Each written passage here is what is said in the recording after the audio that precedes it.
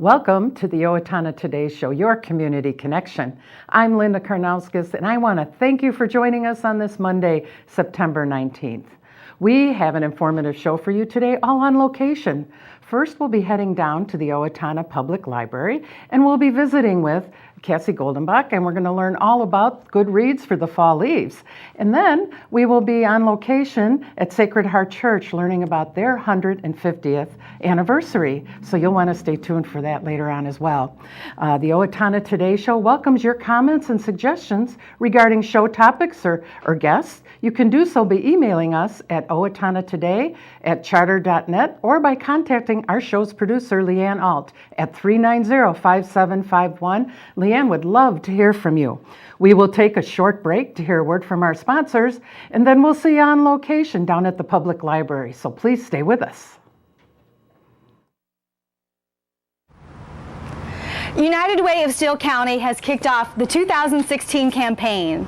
This year's corporate campaign leader is Go for Sport. Our goal is $700,000. Be part of the change you want to see in the community. Give, advocate, volunteer, live united. Hi, I'm Jody Voisin with the staff at Fairview Animal Medical Center, your other family doctor. Fairview Animal Medical Center is a proud supporter of the Owatonna Today Show. Recreational fires are allowed within the Owatonna city limits. They must be contained within a fire pit or a device designed for such use, and can be 3 feet in diameter and no more than 3 feet high.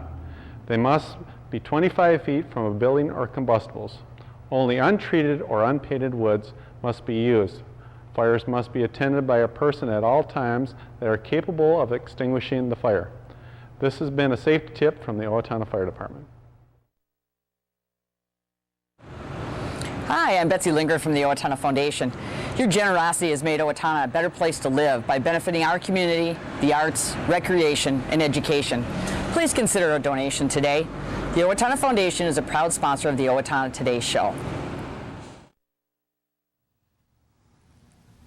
Welcome back to the Owatonna Today Show, your community connection. And we're here at the Owatonna Public Library, and we're talking to the Reference Librarian, Cassie Gilgenbach. Hi, Cassie. Hi.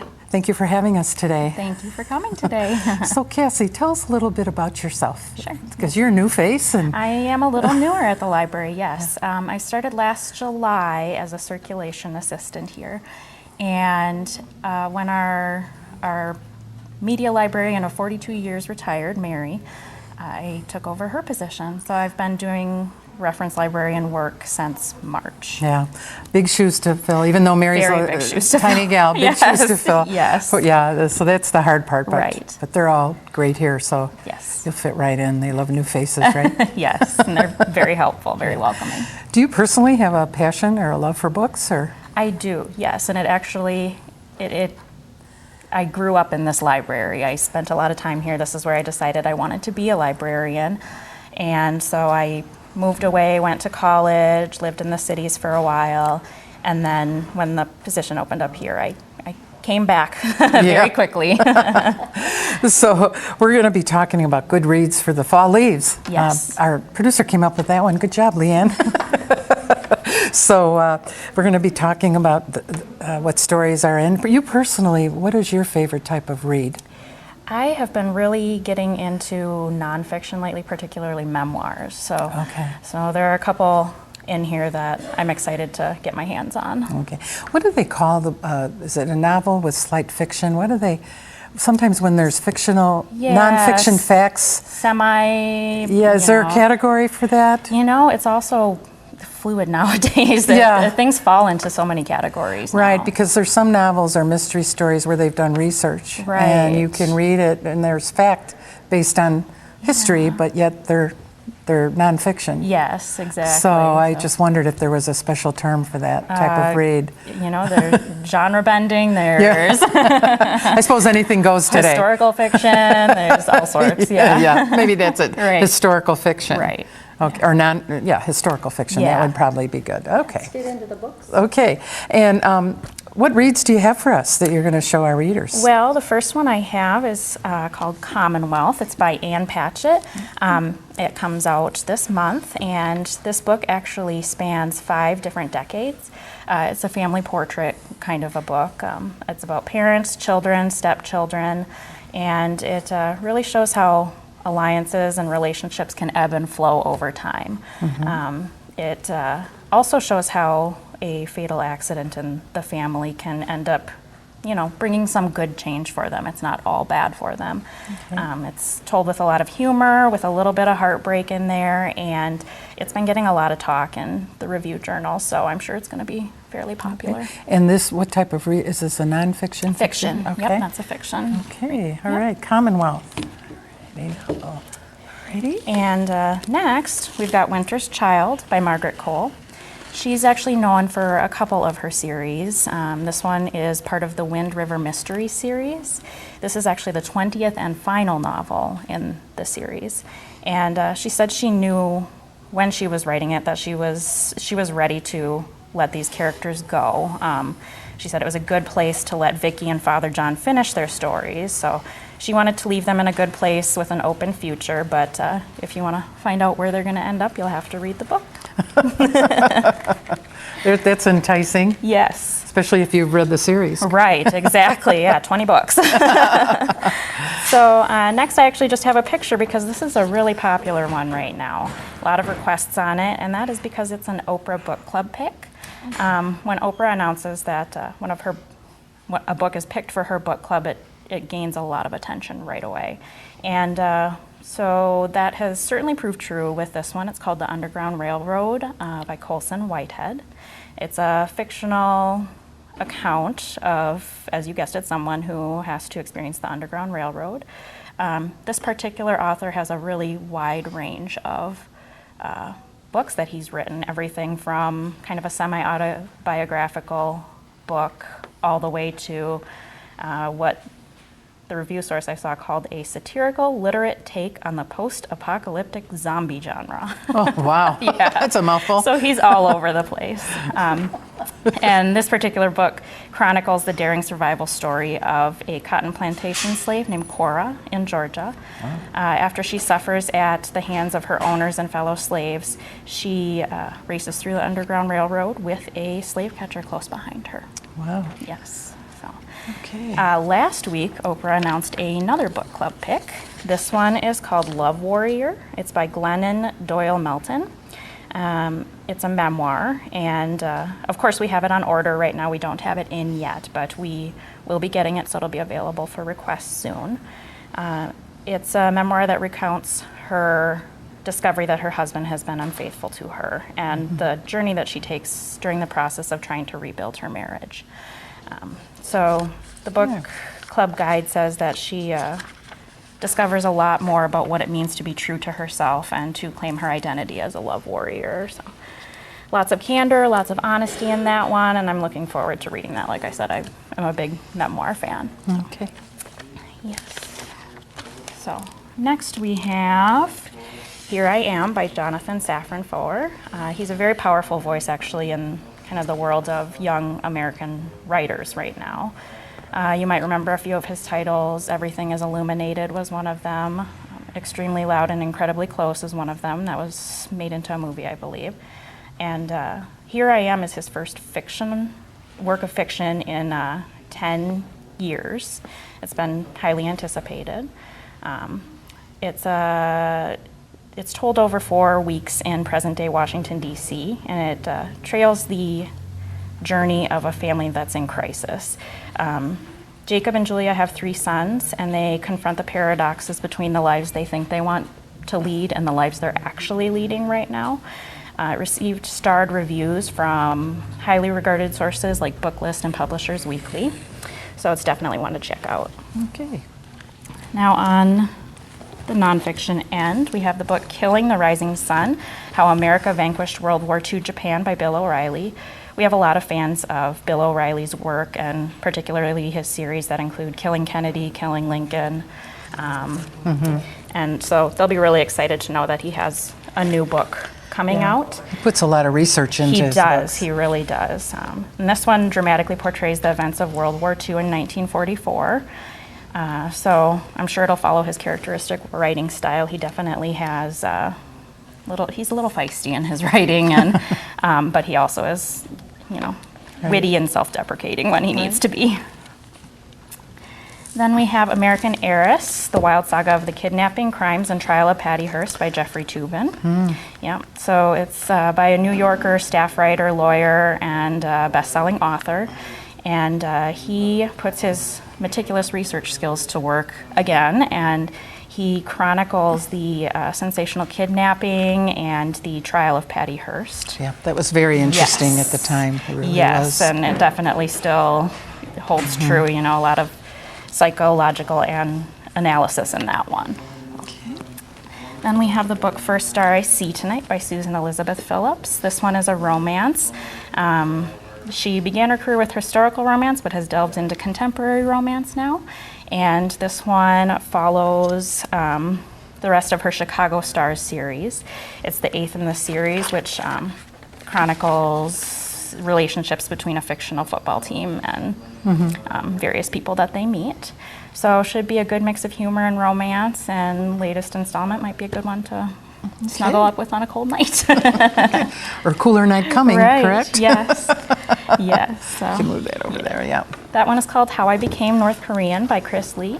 It's the first novel by her, and she published a collection of short stories a while ago, but this is her first attempt at a novel. Tells the story of an accomplished student from a prominent North Korean family, a disadvantaged youth who smuggles goods to survive, and an outcast Chinese American teen. They forge family-like ties when circumstances bring them together on the border of China and North Korea. Okay. So these are all good reads for the fall, correct? Yes, correct. Now, how would someone go about any of the books they've seen today if they wanted to request one to come out? Sure. What's the procedure they could go through? Best thing you can do is either go to our website, www.owatonna.info, or you can give us a call. Okay. Now, some that are, on reserve that are really hot and popular at the time and they become high in demand, could you quickly go through that process for readers? If the book isn't in, you try to get it in? And we do shed try to light get on it that? in. We have agreements that we can, if another library has it, sometimes we can get it from them. Otherwise, we put you on the list, and if there's a high demand, we'll try and get multiple copies of the book. Yeah. What's the average time on a list? Could you share? Or? Oh gosh, it depends on which Right. book. If it's super popular, it might be a few weeks, a few months. But we try our best to get it as soon as we can for you. Well, great. Thanks for sharing all these Yes, good thank reads you. for the fall leaves. Yes. Thanks, Cassie. It was a pleasure meeting you. We look Pleasure forward to meeting you. visiting with you again sometime. Great, thank you. We will take a short break to hear a word from our sponsors, and then we'll be right back. So please stay with us. Hi, my name is Ryan Gillespie with Bremer Bank Mortgage. By trusting your home loan needs to Bremer Bank, you are guaranteed a personalized, straightforward, and honest experience from application to closing. We look forward to guiding you through your next home purchase or refinance. I didn't just want another job, I wanted a career, so I expressed myself. I was new to town and I didn't know where to turn for a job, so I decided to express myself. I decided to express myself, and they helped find the right career for me. Express Employment Professionals is in contact with thousands of companies in need of quality employees. Come in now and get the job you deserve. Express yourself today.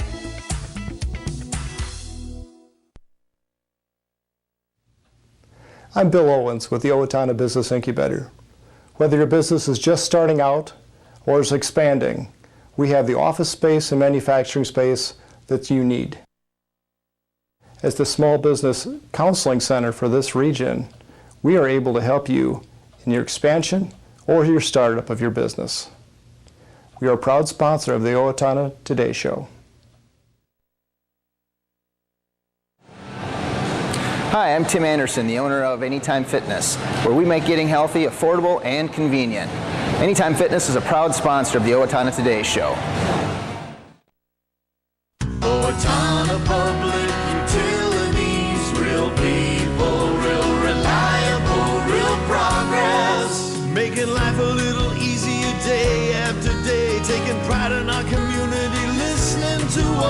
say, a voice you can talk to.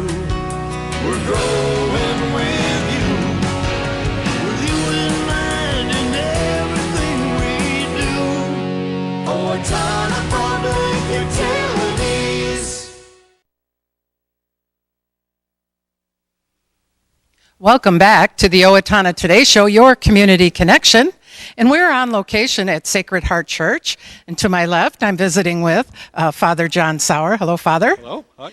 To my right, I'm talking with Wendy Kediff. That's correct. And over here we have Sue Papp. Hi. Hi. And we're here to visit and learn all about the 150th anniversary of Sacred Heart Church. Wow, what an accomplishment. So, Father, I guess I'll start with you. What's the history of the church? But before we start that, tell a little bit about yourself and how long you've been here at the parish.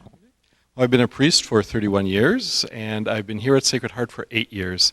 I came from Winona before that, and I just really loved being here in Owatonna. It's a wonderful community, it's a wonderful parish, and to be able to be a part of celebrating 150 years, not every priest is going to be able to say that. Well, and having said that, Father, why don't you share with us about the history of Sacred Heart? Well, you know, this community really was formed over 150 years ago as the first settlers began to come, and they really brought their faith with them in addition to their dedication and their courage and all of those different things that we think of with the settlers of this area. And in bringing their faith with them, they really very quickly began to pray together, gathering in groups, and they decided that they wanted to try to form a parish. And at that time, although we talk about ourselves really being kind of rooted as a Bohemian parish, in fact, the Germans, the Irish, the Poles, all different kinds of ethnic groups really were a part of the parish in those early years. And so in 1866, they formally petitioned to become a parish, and in fact, were named Sacred Heart Parish at that time. And then they were, at that time, meeting in different kind of places around town, sometimes in people's homes, even in the town hall at that time. And then they decided to build a church. And so the first church was completed just 2 years after the parish was formed, so very, very quickly. This has been a parish, though, that is on fire in many ways, including the fact that 2 of our churches have burnt down.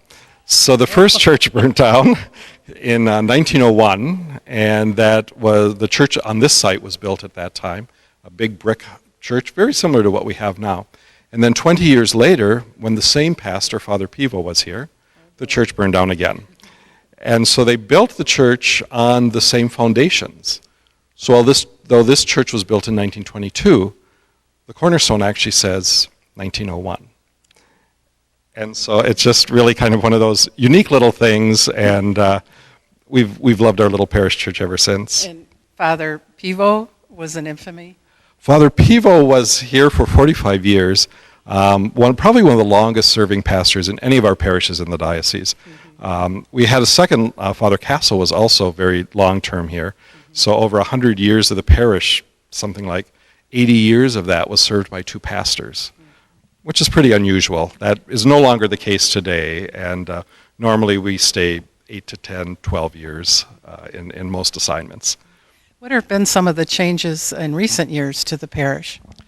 Well, you know, one of the interesting things is that, you know, I talked a little bit about that ethnic beginning, really welcoming new ethnic groups as well. We have a really large Hispanic community here in Owatonna, and many of them are Catholic by background. And so that community has really been growing for us. And when I came, there were maybe about 50 or so coming to Mass regularly on Sunday. Now we have 150 to 200. So in those 8 years, we really have seen growth in that community. And that's really a significant part of who we are. So this past December, we had a great celebration of Our Lady of Guadalupe. We did it during the Saturday evening 5 o'clock Mass. We had a mariachi band. We had Aztec dancers. There was a great fiesta afterwards. And so it really was just a great way of bringing our 2 communities together, the Spanish-speaking and the English-speaking.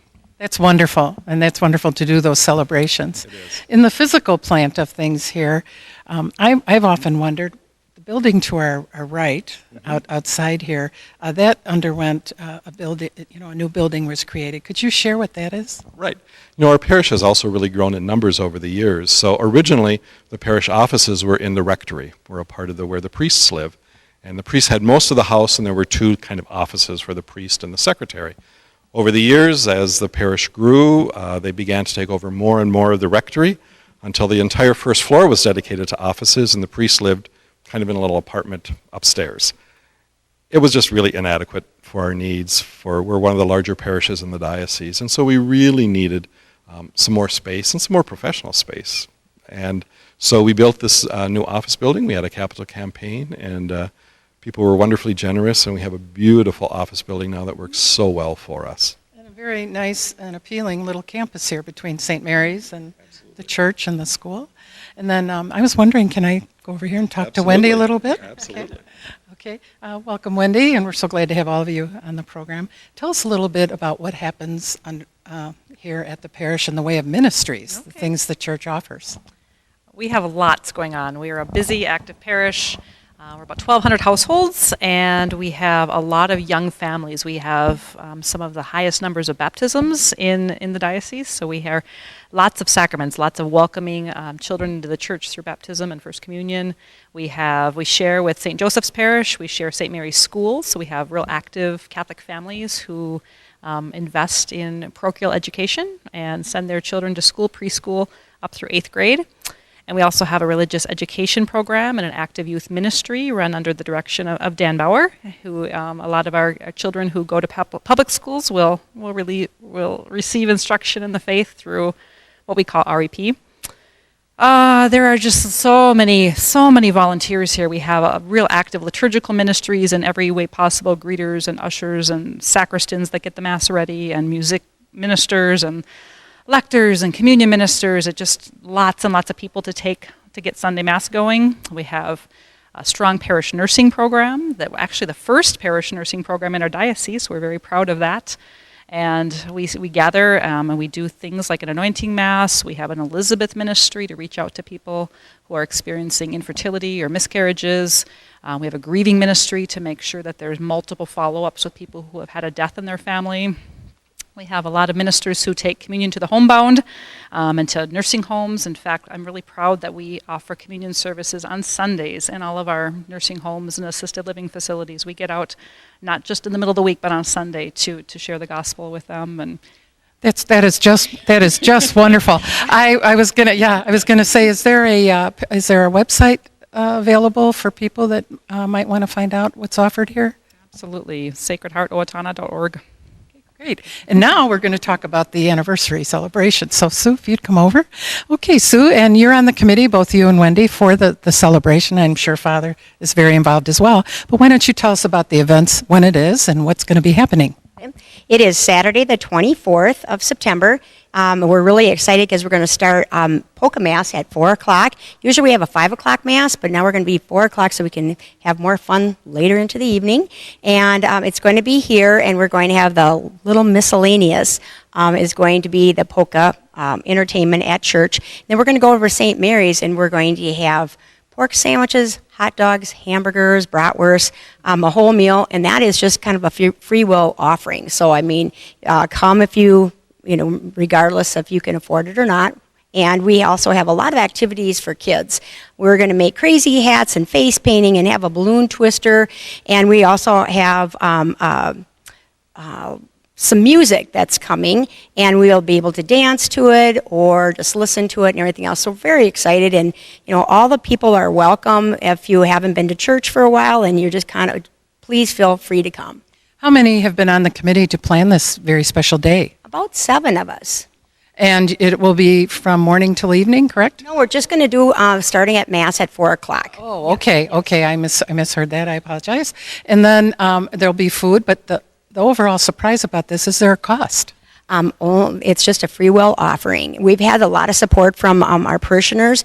We asked if anyone would want to sponsor it, and they've been very generous. So a lot of the entertainment and everything else has been covered. So it's not a fundraiser, it's more of a celebration.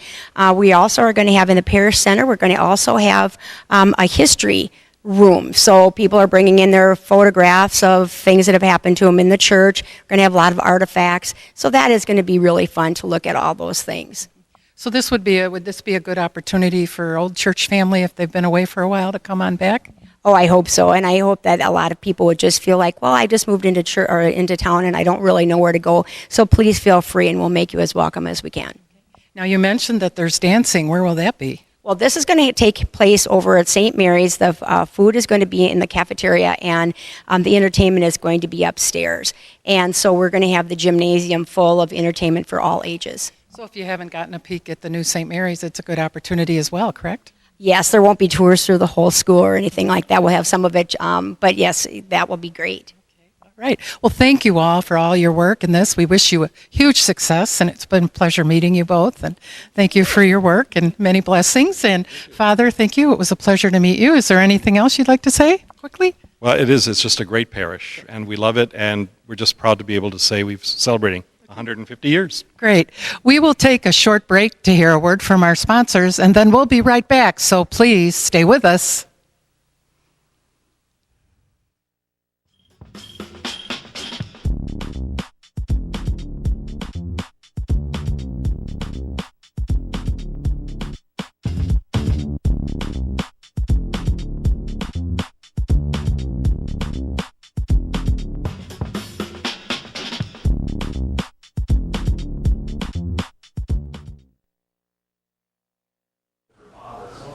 Hi, I'm Rich from Sign Pro and Auto Trim Design, a proud sponsor of the Owatonna Today Show.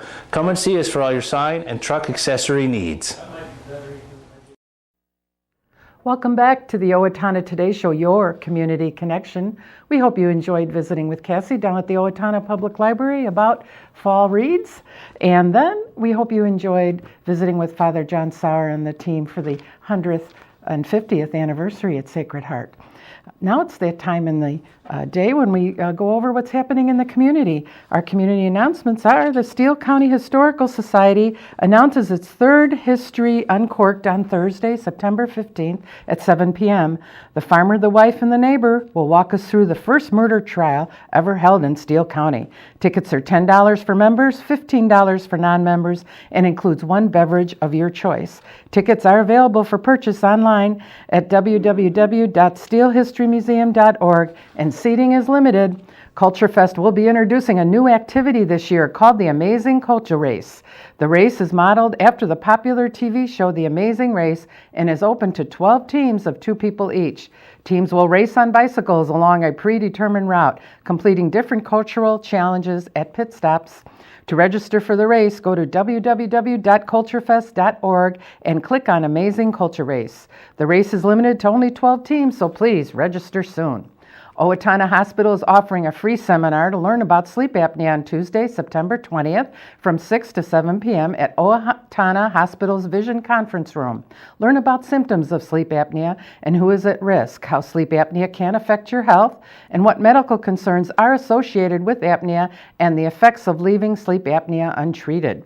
The seminar is free, but space is limited to the first 40 who register. To sign up, call 507-977-2190. You can also visit alinahealth.org/Owatonna Sleep for more information. The Steele County Historical Society will welcome former Congressman and current Southern Minnesota Initiative Foundation President and CEO Tim Penny for the presentation, The Story Behind the Photo, on Thursday, September 22nd at 7 p.m. Tim will share numerous photos taken during his time representing Southern Minnesota in Congress, which was 1982 through 94. Admission to the lecture is free for Steele County Historical Society members and $2 for non-members. Promoting Peace Conference will be taking place, and Adverse Childhood Experiences from Understanding to Action. This will be happening on Thursday, September 29th at Trinity Lutheran Church. The program is free and open to everyone. Thanks to the generosity of our sponsors. To view event schedule and register, go to www.evenbright.com. Well, that's all we have for you today, and we hope you will join us on Wednesday when one of our programs will be the Steele County Ducks Unlimited Banquet, and we'll hear all about that. Until then, have a great day, and we'll see you on Wednesday.